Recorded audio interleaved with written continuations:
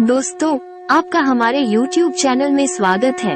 इस दुनिया में दो तरह के इंसान हैं। एक वह जो यह मानते हैं कि भाग्य कुछ नहीं होता है और वे कर्म की प्रधानता में ही विश्वास करते हैं। दूसरे वे लोग हैं जो भाग्यवादी है, यानी उनका किस्मत पर पूरा भरोसा होता है।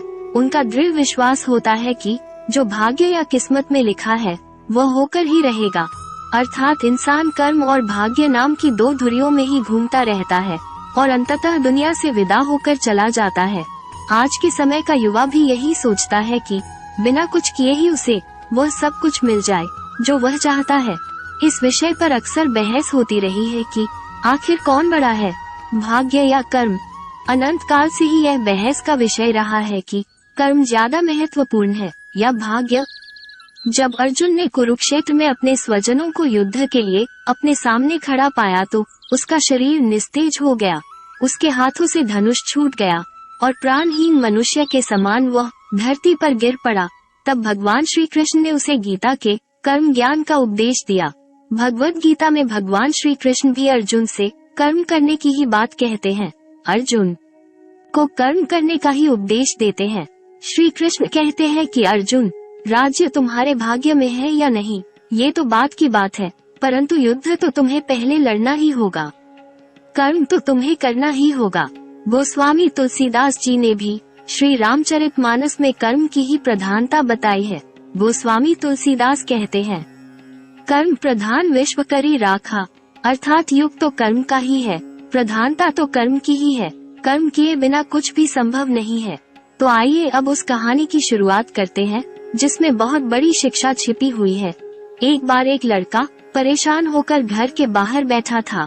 वो कोस रहा था कि मेरे पिता ने जो भी संपत्ति मेरे लिए छोड़ी थी वो अब खत्म हो गई है, अब मैं क्या करूं?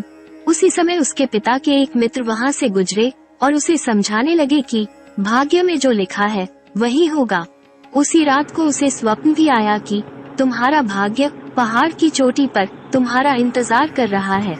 अगले दिन सुबह वह लड़का उस पहाड़ की चोटी की ओर चल पड़ा जिसका उसे स्वप्न आया था कि उसका भाग्य वहां उसका इंतजार कर रहा है।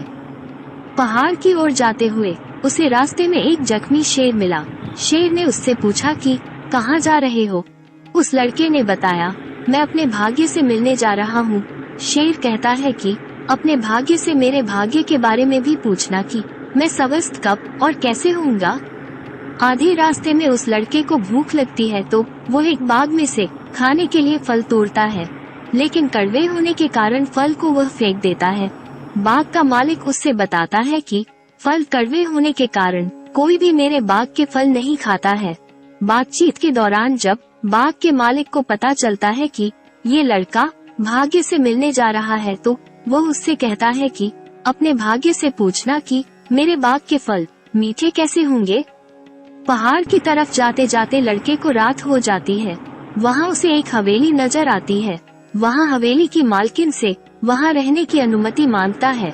हवेली की मालकिन उससे वहाँ आने का कारण पूछती है तो लड़का उसे बताता है कि मैं अपने भाग्य से मिलने जा रहा हूँ।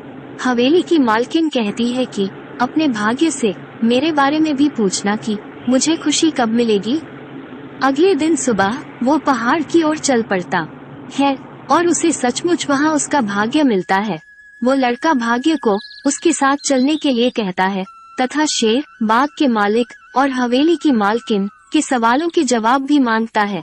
भाग्य तीनों के सवालों का जवाब दे देता है और कहता है कि तुम चलो अपना कर्म करो, मैं तुम्हारे पीछे पीछे आता हूँ। वापस आकर हवेली की मालकिन को वह बताता है कि जब तुम शादी करोगी तब तुम्हें खुशी मिलेगी। इस बार हवेली की मालकिन उस लड़के को ही उससे शादी करने की बात करती है और कहती है कि मुझसे शादी के बाद तुम मेरी हवेली के मालिक बन जाओगे, तुम्हारी गरीबी दूर हो जाएगी और मुझे भी खुशी मिल जाएगी। लड़का बोला, नहीं, मैं तुमसे शादी नहीं करूँगा क्योंकि मेरा भाग्य मेरे पीछे आ रहा है। मैं तुम्हारे साथ रहकर अपना भाग्य खराब नहीं कर सकता।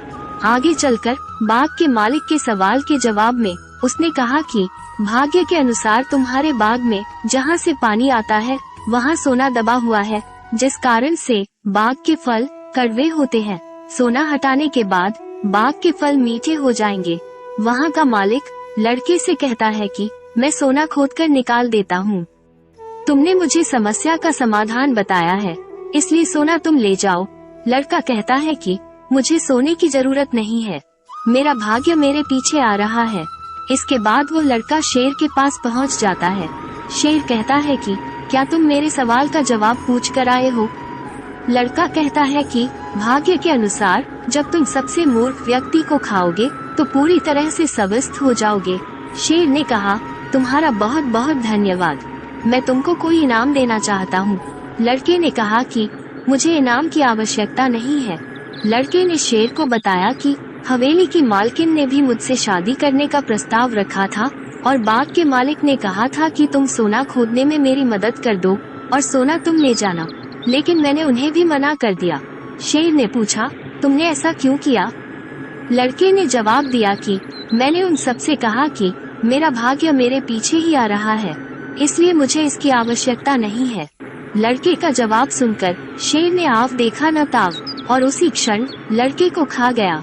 शेर ने कहा कि तुमसे बड़ा मूर्ख इंसान शायद मुझे कोई और नहीं मिलेगा, क्योंकि तुमने भाग्य के इंतजार में गरीबी दूर करने के दो अमूल्य अवसर खो दिए।